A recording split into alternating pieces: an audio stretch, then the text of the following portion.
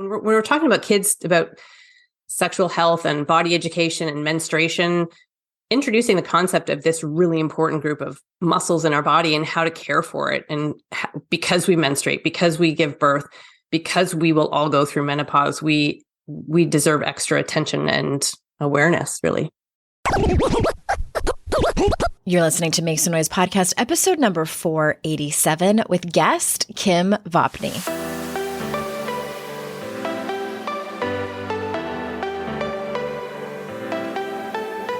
Welcome to Make Some Noise podcast, your guide for strategies, tools, and insight to empower yourself. I'm your host, Andrea Owen, global speaker, entrepreneur, life coach since 2007, and author of 3 books that have been translated into 18 languages and are available in 22 countries.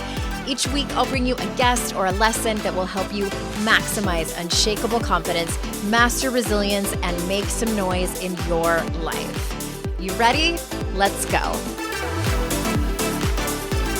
Hey everyone, welcome to another episode of the podcast. I'm so glad that you're here. And before I forget, the episode that we're going to be talking about today, and I will have a couple of guests in the women's health theme where you might be like, what on earth does this have to do with personal development, Andrea? And part of it is because I personally am interested in what these particular experts have to say because I have my own health issues, as I'm guessing that many of you do or have in the past or will in the future. But here's the thing. I have noticed, not just recently, but throughout the last decade and a half or so, if my physical health is not intact, if I don't feel good in my body, because something's going on, whether I know what it is or am trying to find out what it is, I can't concentrate on doing the work.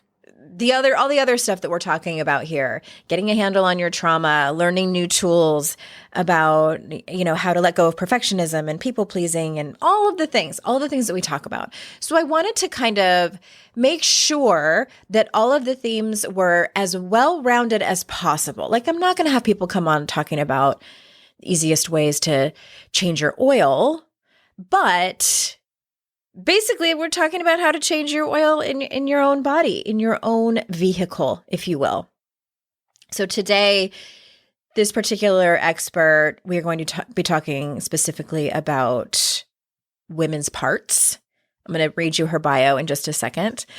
And recently, on a personal note, also I'm bringing you this episode for the first time, this intro, I should say, on my brand new computer. I told you guys last week about the woes I was having with my other iMac, and so I have a brand new one. I swear, getting a new computer is like getting a brand new pair of shoes. You're like, oh, this is amazing. It's just fresh and new and empty and just, I love it. All right.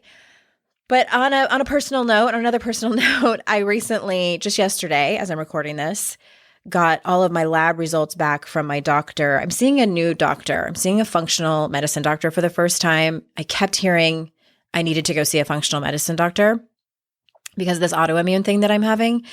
And I had a sinking suspicion. I've had a suspicion for a couple of years that I have some inflammation going on in my body. But then, do you guys ever do this where you kind of suspect that there's something going on physically, and then you look into the remedy for it, and it seems so difficult? You're like, is it okay? But is that really a thing? Where can I find the debunking of this particular ailment that I may or may not have? So for me, I suspected there was inflammation going on because of a few different physical symptoms, a few different reasons. But thinking about what I might have to go through to get rid of the inflammation was daunting.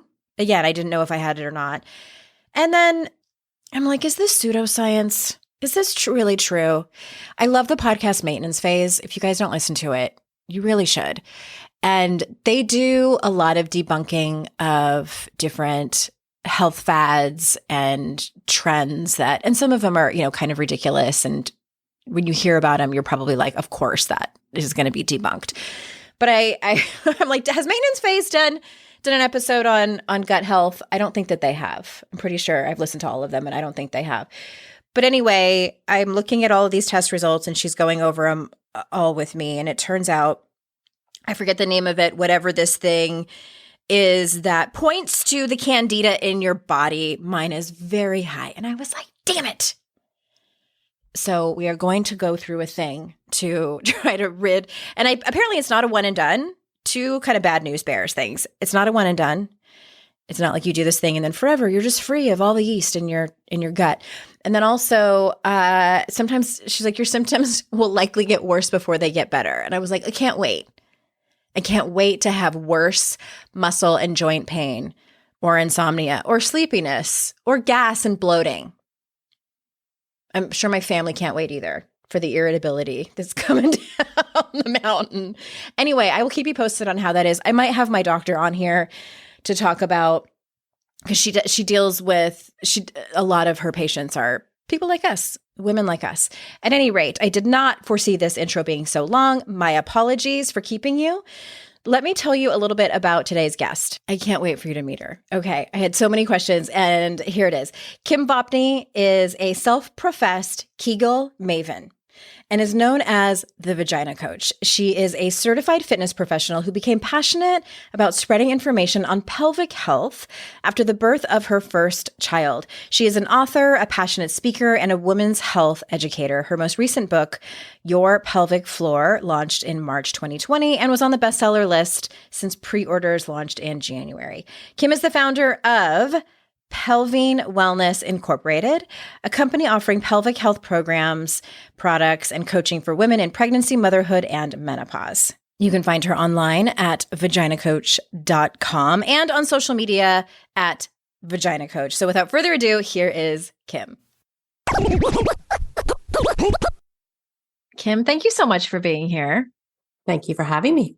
The first thing I'm going to ask you is, and this is a question that just came to me, like, how excited were you when you were starting this project and you were like, is vaginacoach.com available as a website? I was very excited. Yes. I was pretty sure it would be, but like there's no one else. It's mine. That's awesome. I love a good niche, like I love learning about things and you're like, you know what? There's a business for everything. And here we are. And so earlier this morning, I was looking at more of your social media posts and adding to the list of questions that I have. And so, well, actually, let me take a few steps back since you're the first of your kind who've been on my show. What exactly, like when people ask, what do you do, like at a cocktail party, what do you say? Usually what I say is I work in women's pelvic health, and a lot of people mishear me and they say, oh, public health. And I say, no, pelvic health. And they go, oh, and then I say, my brand is the Vagina Coach. And then that usually, a bunch of people start to laugh and but then they're also kind of like, well, what does a Vagina Coach do? Mm. And then I'll elaborate a little bit more from there. So if people don't ask that question, then they're just not quite comfortable with that. And then we stop and it ends. And then that's that. But most people do. Yeah. They're curious by me using that word and have a few little giggles. So usually my conversation is around, I use fitness and lifestyle modifications to help women prevent and overcome pelvic floor challenges like incontinence and organ prolapse and chronic back pain, and all the things that we are told from media and our healthcare professionals are a normal part of aging or just part of being a woman. Okay. I can kind of relate to like the being like a little bit uncomfortable with it. So years ago, I started to have an overactive bladder, which I'm going to ask you about in a little bit here. And I was talking to a woman who does massage work, but it's the kind of massage worker, it's like more body work, like rolfing and those types of things. And she was saying, she's like, you need a pelvic floor expert. And so she was explaining what this person does. So it's like internal. And I was like, is this like a professional finger banger? Like that's what. Yep. And she's like, yes. I never did get around to hiring anyone. Let's start there. So talk to us about overactive bladder and then also training your bladder, because that was something that I was struggling with. And my doctor said, stop going to the bathroom just in case. Like I would do it before I would leave the house because I knew I didn't want to go when we were at Target because it irritates my kids. And so talk to us about that. Yeah. Yeah. And first of all, I think it's great that your doctor said that, because I think that there's also a lot of people who would be put on medication and or sent down the route of, doing all this testing, when overactive bladder is a term that a lot of people almost self-diagnose themselves as having. And a lot of even sometimes care providers will just assume that if somebody's going to the bathroom all the time, it must be because they have overactive bladder. So let's see what medication we can put them on. People think they have overactive bladder because they're going to the bathroom all the time. But a lot of the reason why they are going to the bathroom all the time can be diet related, and it can also be behavior related. So you just hit the nail on the head by saying, I went to the bathroom every time I left the house, and then I went to the bathroom here and here. So I was filling that in. You didn't say that, but you said you left the house. I often half joke, like never, like I need a t-shirt that says like never pass up an opportunity to go to the bathroom. Right. So even if you don't have to go in that moment. So you're interrupting the brain bladder communication. So usually the bladder sends messages and basically to say, I'm full now. And if we are interrupting that by voiding earlier than when those messages are being sent, then the bladder will start to basically, like Pavlov's dog, be trained to signal you when it's less full. And so you start to get into patterns, and it's also, the sound of running water, or every time I go to my fitness class, because you always pee before your fitness class, because you always pee before you leave the house, because you always pee as soon as you get home. I never thought about that. So it's like, so every time I go to Target, I have to pee, probably because I've trained myself to do that. Yeah. So it's just, it's become a trained behavior, a response. And just like it's been trained to signal you there, you can also train for it not to signal you there. So that's where the bladder training piece comes in. And something called the bladder diary is used pretty effectively for a lot of people. And it points out common bladder irritants. So sometimes it's food that's irritating your bladder. Sometimes it's dehydration. Sometimes it's constipation. Sometimes it's the behaviors, and the bladder diary can help you identify those things. And it's just a matter of tracking your food intake and your liquid intake, and also your voiding habits and symptoms. Did you have urgency? Did you leak? What activity were you doing?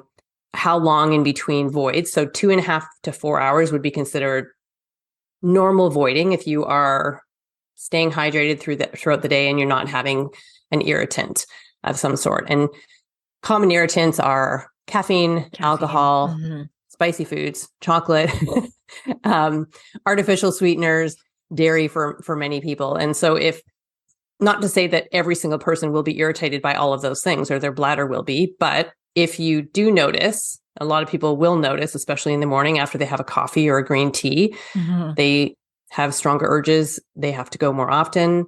So it's also diuretic. And then you can make a choice and you say, well, I'll just know that when I have my coffee, I have more stronger urges, or I can choose half calf, or I can choose decaf, and make your choices there. But at least you have that information. Yeah, it did help. Just waiting to go to the bathroom until I actually had to go to the bathroom. I will say that helped, but I've also heard somewhere that even though having to, whether it's like a official overactive bladder or not, that it's a common problem, but not a normal one. Is that correct? Yeah. Yeah. And I would say that about a lot of pelvic floor challenges. There's a lot of normalizing the dysfunction. So we want to normalize the conversation around pelvic health. We don't want to normalize leaking.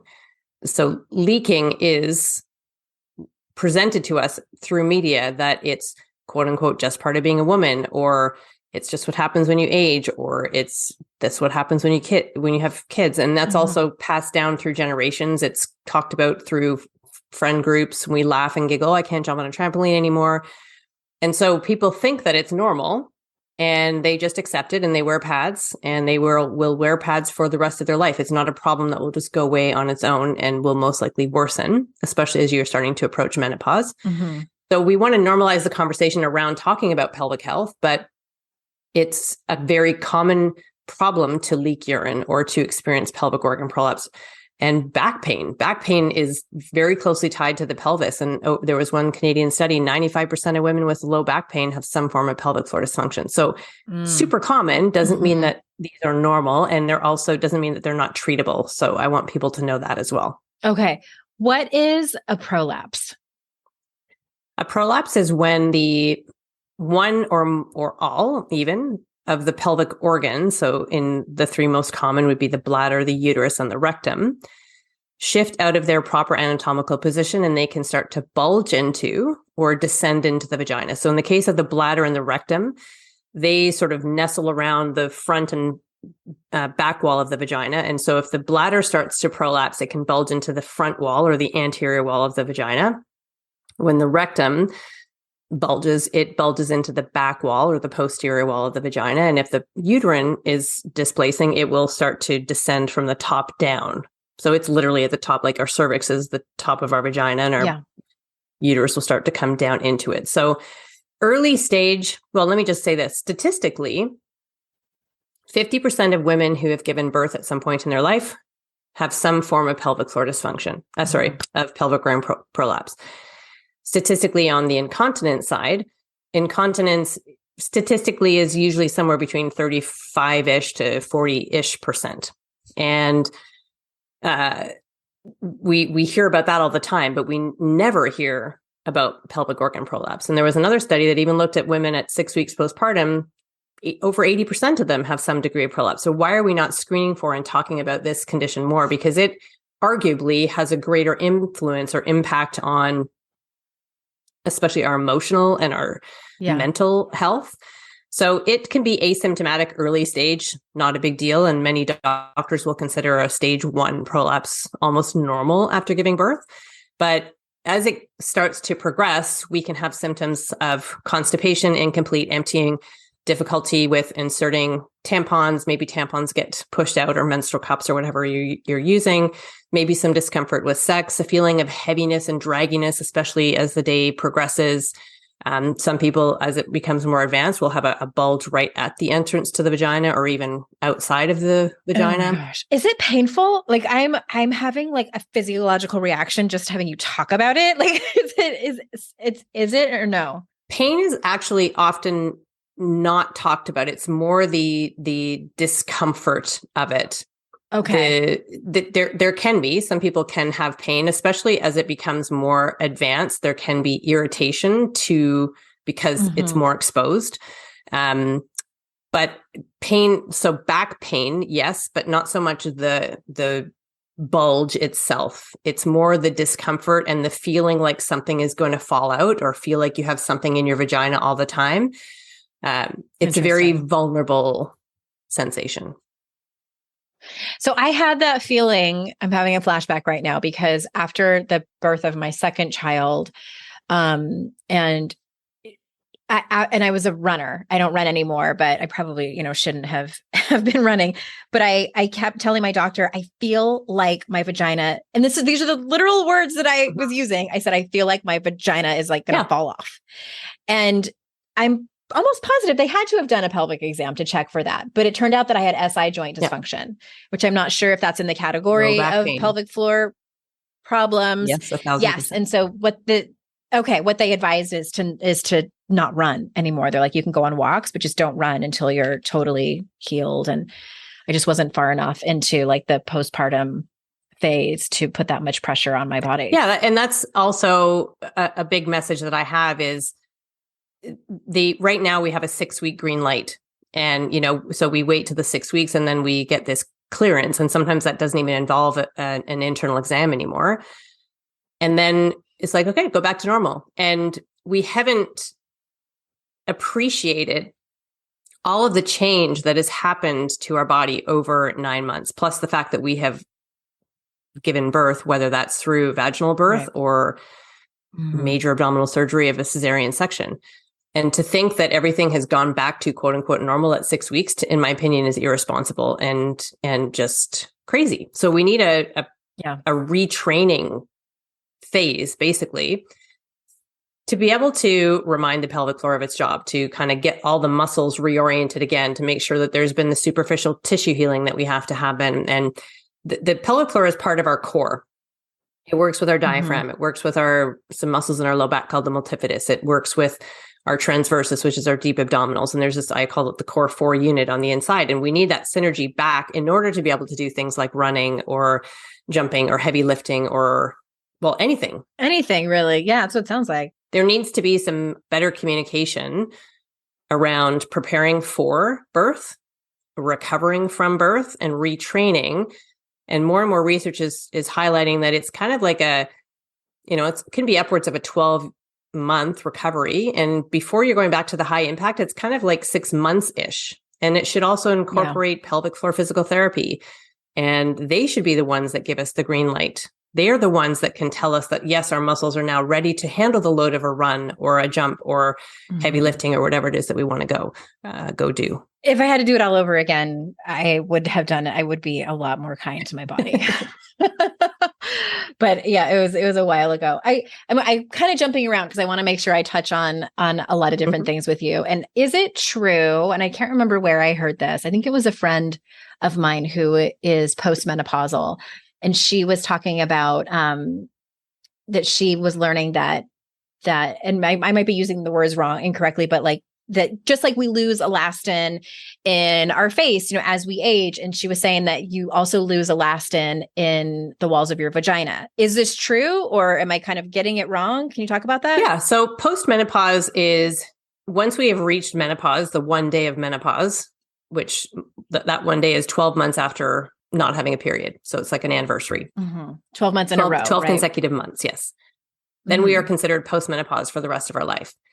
Leading up to menopause and postmenopause is perimenopause, and we can start to experience some changes, one of which is the loss of collagen, hyaluronic acid, muscle, and that's happening throughout our entire body. And a lot of that is to do with the fluctuating levels of hormones and the gradual decline and eventual halt in production of estrogen. And the tissues in our pelvis, the tissues in our vaginas love estrogen. And when there's no longer circulating estrogen, the tissues start to thin and dry out. The walls of the vagina can start to narrow. And that's also compounded by the collagen and the hyaluronic acid. And so and the loss of muscle mass as well. So it's all of it is being compounded, and we often feel it because the pelvis is so central to so many things in our life. Along the way, we may have been able to just kind of say, well, I'll just put a pad in and carry on.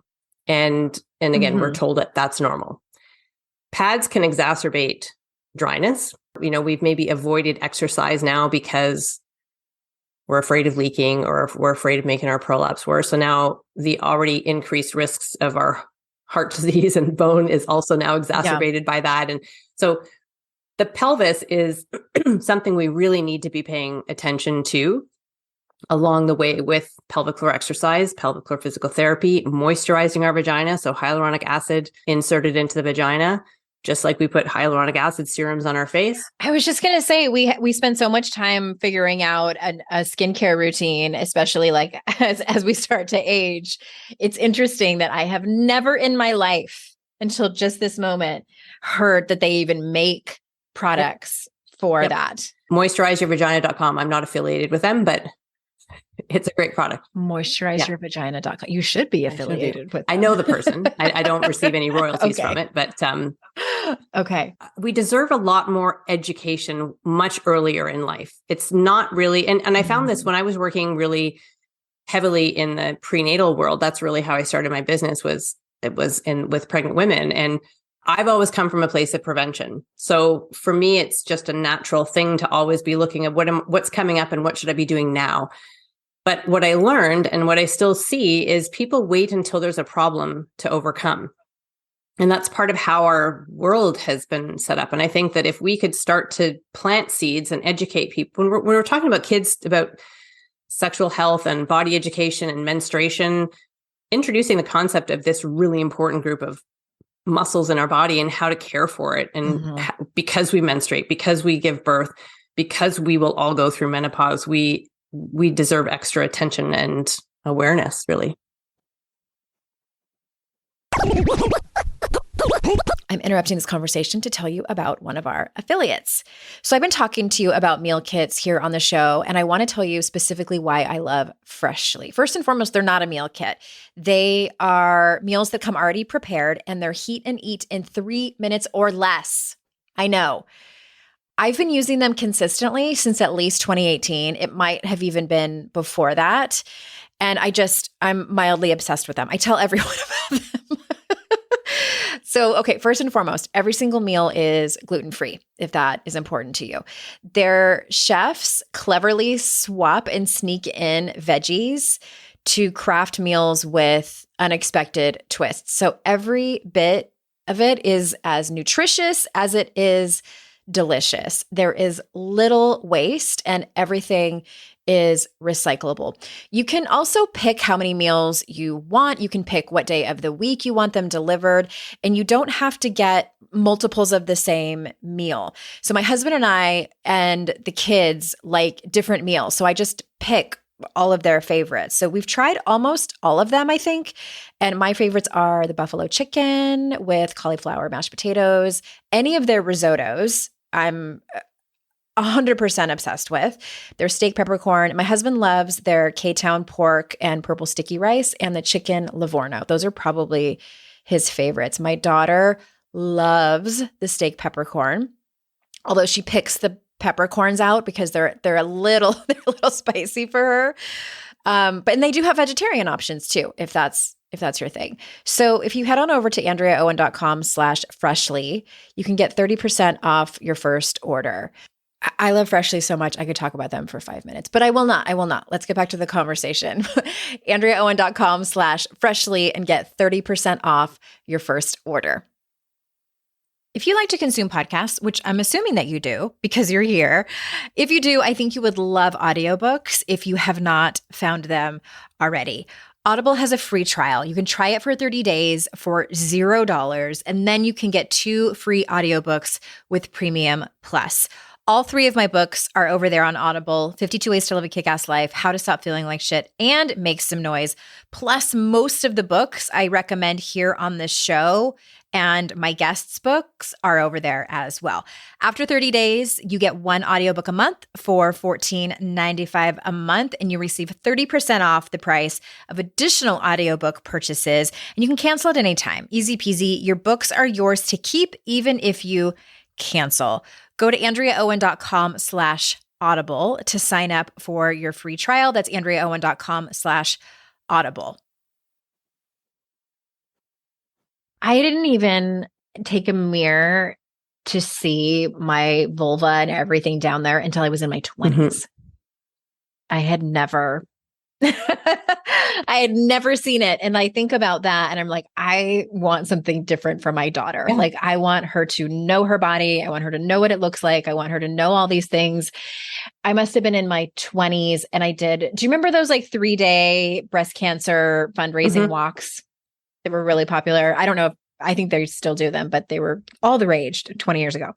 And I did one of those. And the way that it was is they would set up these like tent cities, because it was a couple of nights that we would all spend the night on this very, very long 3-day walk. And in the tent, like 2 doors down, there was all this commotion. And then the EMTs came and were helping someone. And then people are whispering that woman had had a prolapse. And I remember thinking that was something super rare. Like, this is, something that never happens. And it was like whispered about. And it took until I was on social media. I mean, even just up until like a few months ago, like following accounts like yours to learn like, oh, this isn't all that rare. This is super common. And I consider myself a well-educated woman who it blows my mind. And you're right. Like, we deserve more. We deserve more education on this, and not from a place of like, here's worst case scenario, like I'm going to scare everybody. But no, if we could present it in a powerful way of this, like, we have this incredible part of the body that is for pleasure. It helps you lift heavy things. It helps you move well. It helps you poop properly. All these reasons, and not because, again, especially as we're dealing with a problem, it becomes this doom and gloom, and it's very heavy. And you think your life is ending, and you think, well, now, and you're often told things like, you can't run, you can't lift heavy anymore, nothing over 15 pounds. You can't do this, you can't do this. And it's this huge, long can't do list. And now people are thinking, well, what can I do? And my life is ending and now I can't do this. And so I just think that if we flip it and not present it as doom and gloom, and even periods right now are often presented, it's changing, but they're often presented in a way like it's going to suck. You're going to have cramps. You're going to be moody. You're going to be blah, blah. And so if we flip that around and say, this awesome thing is happening and this is why it's happening. And this is like magic. That's how I presented it to my daughter. She wasn't as on board with it as I was hoping, but I'm like, it is magic. Yes, it really is. It really is. So I think messaging really needs to change. And even for people who receive a diagnosis, also, if we could have like definite referral to pelvic floor physiotherapy, like that is not regularly happening yet. More and more doctors are getting on board because usually the first person that somebody sees if they have a problem is their family doctor. And we actually have some research that shows that women are waiting on average 6.5 to 7 years before they go seek help.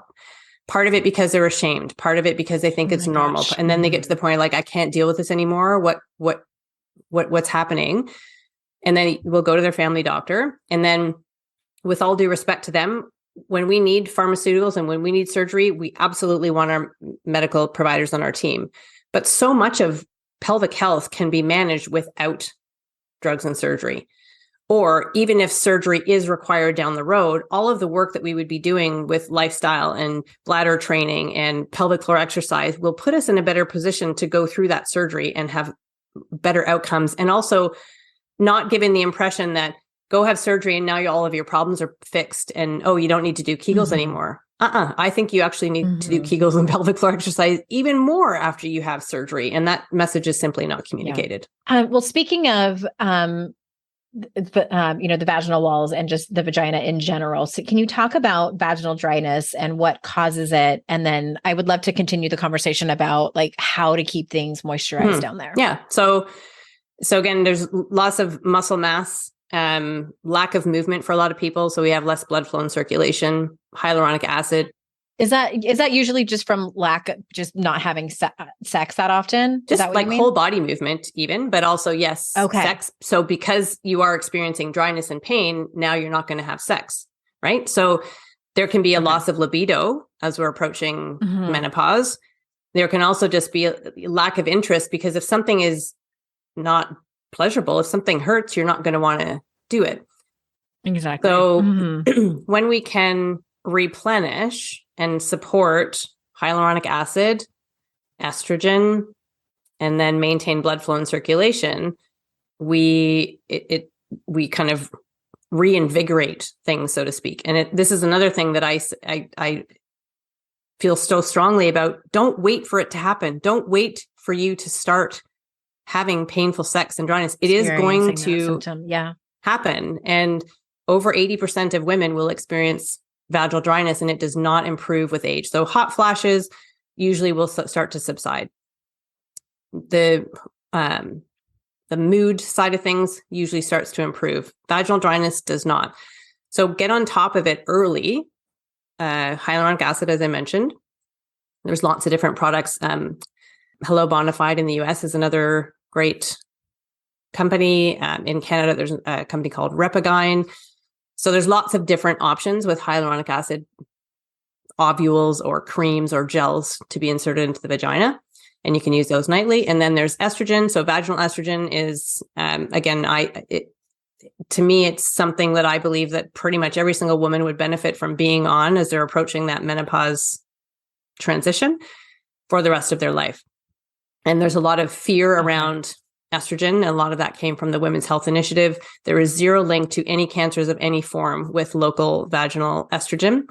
And it can be transformative, especially when used in conjunction with hyaluronic acid.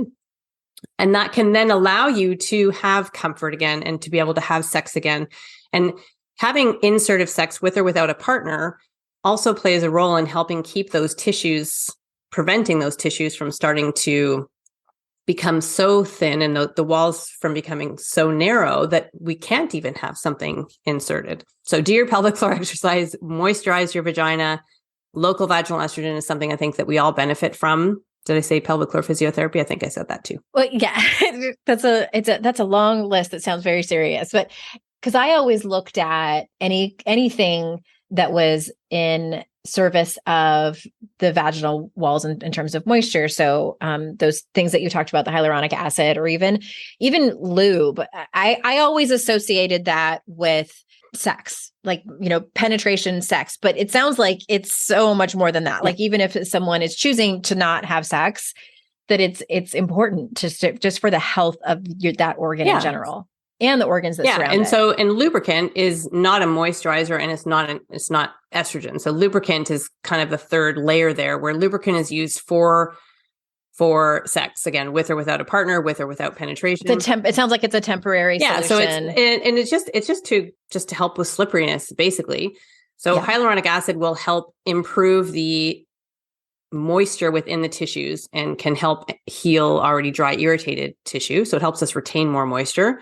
Estrogen helps replenish what we now no longer have circulating, and estrogen plays a role in helping the walls of the vagina stay, I will say, wrinkly. And I just did a post on this, why we want a wrinkly vagina. We have folds in the walls of our vagina called rugae, and we want those because it's what helps with juiciness and suppleness and allowing things to come in or out in the case of childbirth. Also, postpartum is a time when we also experience a loss of estrogen, and vaginal dryness is something we can experience as well. So even if we don't have a partner, we can still have something go inside. So it could be tampons, it could be a toy. One device that I love, again, I'm not sponsored by them. There's a company in the States called Joylux, and they make a device called in Canada, it's called the V-Sculpt. In the United States, it's called the V-Fit. It's the same product. And it looks like a white dildo in a way.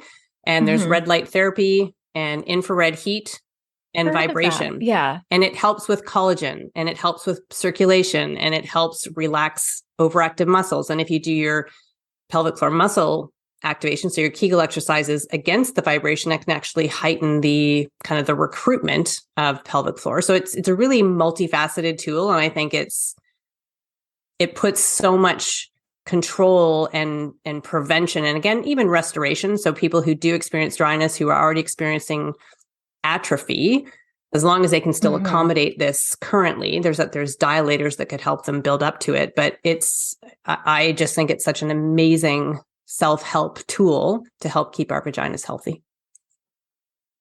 It's interesting. I was having a little bit of a moment after I was just talking and asking you that question, because I'm like, of course, I grew up in a culture that told me that the health of your vagina is really, all about sex and how it can serve other people. Yeah. And not necessarily. And like sex, part of the role of our pelvic floor is sexual response. It's not the whole thing. Continence, organ support, pelvic and spinal stability. It plays a role with our diaphragm, like a sump pump. Like there's all these other things that it does as well. And we just don't even, even things like constipation. Constipation can often be tied to the pelvic floor. So yeah. Huh. Okay. I think I'm going to walk away from this with like maybe more questions than I even asked you. So I'll have to just dig in more to your content on social media. So I want to ask about Kegels. I admittedly don't do them. So can you tell me really, like, kind of what's your spiel, if you will? And I know that because you talk about how this is really should be more of a proactive exercise than it is like a reactive exercise to whatever ailment we might have. Yeah. So Kegels, Dr. Arnold Kegel in the 1940s was recognizing that his women patients after giving birth were experiencing challenges with sensation and also their capacity to contract and relax their pelvic floor. And so he used a biofeedback device called a peroneometer to help them see what the pelvic floor was doing, even if they couldn't necessarily feel it right now, and had great improvement. So that's essentially where the Kegel exercise came from. It was a voluntary contract, like activation and relaxation of the pelvic floor. And what has happened over time, like many things in fitness, people think more is better. People think I need to do it harder. People think, that it's really just the squeeze. And so there's a misinterpretation. Part of it also because none of us have ever received Kegel training or pelvic floor muscle training. We have had pelvic exams with a speculum, and none of us like those, and they're always uncomfortable. And so we always have we have an ick kind of feeling when it comes to that. And pelvic floor physical therapy does not involve speculums. It's not ick at all. And again, if we had the seed planted earlier that this becomes part of our life, just like we go see the dentist every year, even if we don't have a toothache, we should be seeing a pelvic floor physical therapist every year to help maintain the health of this vital part of the body. And part of the evaluation with a pelvic floor physical therapist is how can you contract and relax? What's your capacity? And a lot of people actually interpret some of the symptoms they have as their pelvic floor being weak. And by weak, they think their pelvic floor muscles are lax. And oftentimes they can be overactive. So we can have weakness from tight or overactive muscles. If that person did more activation, Kegel activation, and really forgot about and left out the relaxation component, they can actually make things worse. So, oh dear. Yeah. So Kegels are not the end all be all, but I do believe there's a place for them. We have evidence to support that they do work when they are done correctly, when they're done consistently. And I kind of take it a step further and say, again, Kegels are great. We have evidence to support that they work, but they're a static exercise. So a lot of times it's, do them at every red light or while you're brushing your teeth. That doesn't train the pelvic floor dynamically. So when we can incorporate Kegels into whole body movement, I think it becomes much more effective. Oh, I see what you're saying. Okay. How does one go about finding a pelvic floor? Is it pelvic floor physiologist? Pelvic floor physical therapist. If you're in the States, pelvic floor physical therapy. If you're in Canada, it's physiotherapy. It's the same thing. Okay, that's right. So should someone just Google pelvic floor physical therapist, or is there like Psychology Today has like a site where you can find like licensed therapist? Is it similar? Yeah. So I usually recommend that you go to Google first and put in pelvic floor therapy, pelvic floor physical therapy, physiotherapy, and your town or city or wherever you are in the world. The American Physical Therapy Association does have a listing under women's health. Canadian Physiotherapy Association, there's also a site called pelvicguru.com where she is a pelvic floor physical therapist, and she's also created a directory of not just physical therapists, but other pelvic health professionals. And it is global. I wouldn't say it's not comprehensive for, not every single practitioner will be there, but it can also be a place for people to start. So someone like me who I'm not having any major quote unquote problems. I'm in perimenopause. I'm 47 and a half. My bladder is better than it was, but how could someone like me benefit from that's the first part of my question. How can someone like me benefit? And also like, what does one expect at sort of like the intake appointment for this? Yeah. So you could benefit because you have a vagina, and also because you've already told me that you have experienced SI joint pain and bladder challenges in the past. So you are, and you've given, I shouldn't make that assumption. You have a child. I had a C-section first and then so I had a VBAC with my second one. And so you've given birth twice. And a lot of people say, well, I gave birth via cesarean, so my vagina is fine. But pelvic, like you've had all the same accommodations and like all the same adaptations throughout pregnancy, the hormonal, the weight of the baby on the pelvic floor. Yeah. Anyway, so you've already told me those things. I feel like that is like in some ways, and I'm not a medical doctor, but like in some ways that's more traumatic to your body. Yeah. Arguably, I totally agree. In and of itself than giving birth. Yep. Yeah. So yikes. So okay. For all of those reasons, even if you had said, I've never been pregnant, I would still say you have a vagina, you're approaching menopause. Yeah. And even if you were in your 30s, I would still say go, because people walk away from that appointment and they say, how is it that I've lived this many years and I've, with this body and I didn't know this, or I just learned so much about this. What happens? Typically the first appointment is an hour, and there'll be a detailed health history questionnaire they will go through. And these are all people who have done the regular physiotherapy degree and training, and then they have taken additional training specific to the pelvic floor. So they are licensed to evaluate and treat beyond the entrance to the vagina. Men do have a pelvic floor. Men can also see pelvic floor physical therapists. If they have an internal evaluation, it's through the rectum. And in women, we can also have a rectal evaluation as well, but it's most commonly done through the vagina. In that appointment, there is physical. So they look at how you move, how you breathe. They might do some movement tests with you to see what are your recruitment strategies. And then they'll also tie that to what you may have come in, what sort of symptoms you might be having, or what's your health history. Okay. Then there will be an internal evaluation. And this may not always happen on that first appointment, but when the internal happens, you will then change into a hospital gown. You will be on a treatment table. The therapist will leave the room. They'll come back in. And with your consent, they will do an internal evaluation. They will use gloved fingers. They typically sit beside you. You're laying on the treatment table with your knees bent. They will kind of look externally at the vulva, at the tissues surrounding, if there's any scar tissue, maybe from childbirth or other surgeries. Mm-hmm. And then they will take one finger and insert it into the vagina if you can accommodate that. And if you can, then they will insert a second. And what they're feeling for is the tone of the muscles. Is the tone balanced? Like, is one side maybe feeling more rigid or tight, or the other side more lax, or is it fairly balanced between the two sides? Interesting. They'll feel for the position of the organs, and they may also ask you to cough or bear down to see if there's any descent of the organs. They'll assess your capacity to do a Kegel, so that contract and sort of upward lift movement and relaxation. If they find any points of kind of tightness, like trigger points, like we could have when we go see a regular massage therapist, they may do some release techniques. They could also do some scar mobilization work.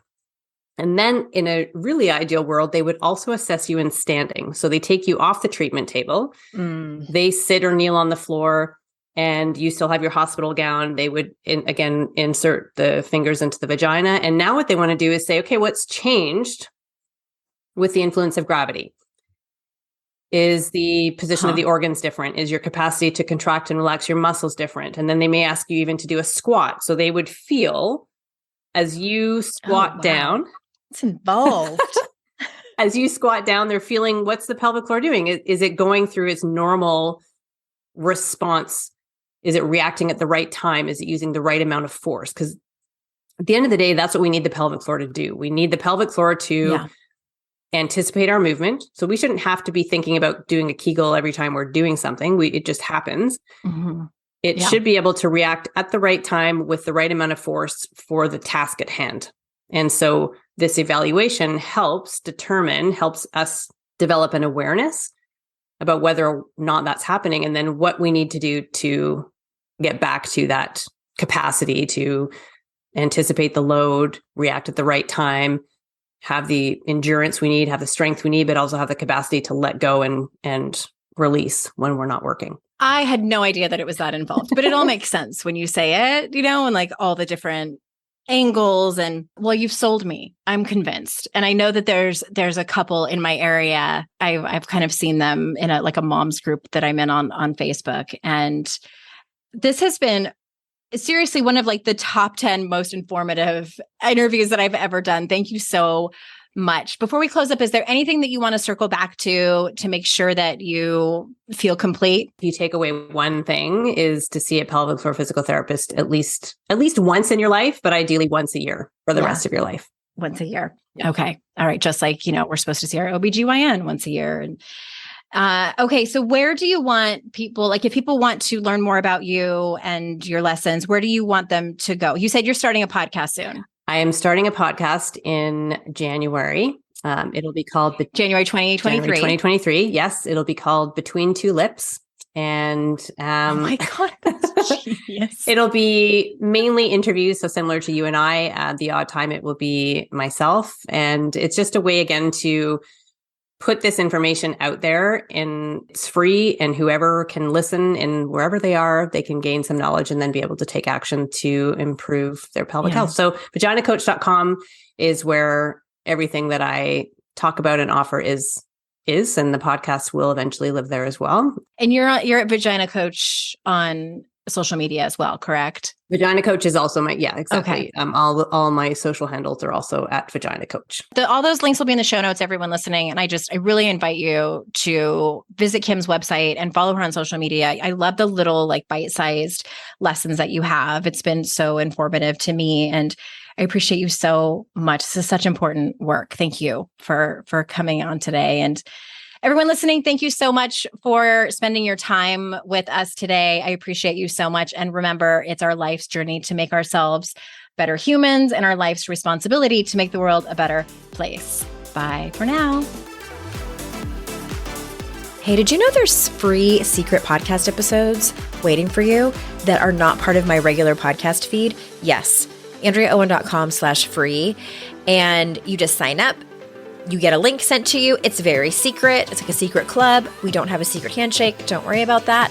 But it's these motivating podcast episodes that I made for you. They're under 20 minutes each. There's 3 of them. They're for wherever you are in your life. So head on over there and grab them. They range from really supporting you and seeing you where you are and being compassionate, all the way to giving you a giant kick in your ass and telling you how amazing and gorgeous and phenomenal you are. So AndreaOwen.com/free and get your hands on that free podcast feed.